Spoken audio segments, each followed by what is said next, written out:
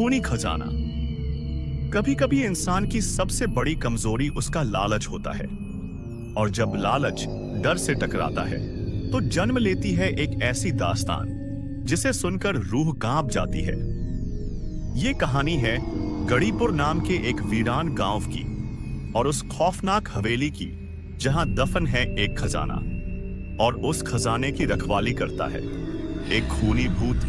अर्जुन, समीर, विवेक और मोंटी 4 दोस्त थे।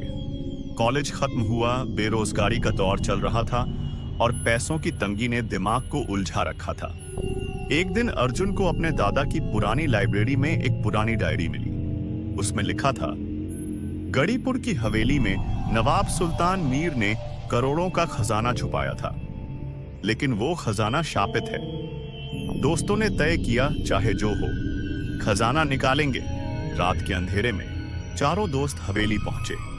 टूटी फूटी दीवारें, जंग लगे दरवाजे और हर कोने में सन्नाटा था। हवेली में घुसते ही हवा में अजीब सी ठंडक महसूस हुई। दीवारों पर धूल और मकड़ी के जाले। समीर धीरे से बोला, कुछ तो गड़बड़ है यार। अर्जुन बोला, डर मत, अब आए हैं तो खजाना लेकर ही लौटेंगे।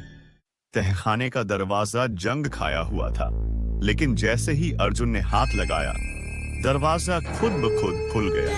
सीढ़ियां नीचे अंधेरे में उतर रही थी और हर कदम के साथ अजीब सी गूंजती हुई आवाजें आने लगी। नीचे दीवार पर खून से लिखा था, जो मेरा है वो मेरा ही रहेगा। सबके चेहरे सफेद पड़ गए, लेकिन लालच अभी बाकी था।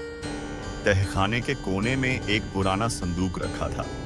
अर्जुन ने जैसे ही उसे खोला, हवेली कांपने लगी। अंदर सिर्फ एक सुनहरा सिक्का और एक खून सनी डायरी थी।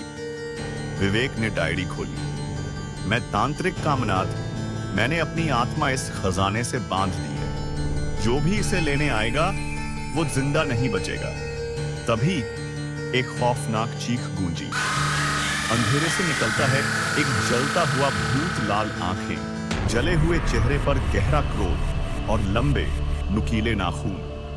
विवेक चीखता है, भागो, लेकिन देर हो चुकी थी। भूत ने उसके गले में हाथ डाला और एक झटके में उसकी हड्डियां तोड़ दी। मोंटी और समीर तहखाने से बाहर भागते हैं, लेकिन दरवाजा बंद हो चुका है। एक एक कर वो भी शिकार बनते हैं। अंत में बचता है सिर्फ अर्जुन। अर्जुन कांपता हुआ कोने में छिपा था। उसके हाथ में वही सोने का सिक्का था। तभी उसे डायरी की आखिरी लाइन याद आई, खजाना उसी का है जो इसे छोड़ सके। अर्जुन ने सिक्का वापस संदूक में रख दिया और जोर से कहा, मैं कुछ नहीं चाहता, ये सब तुम्हारा है। अचानक हवेली शांत हो गई। तहखाने का दरवाजा अपने आप खुल गया।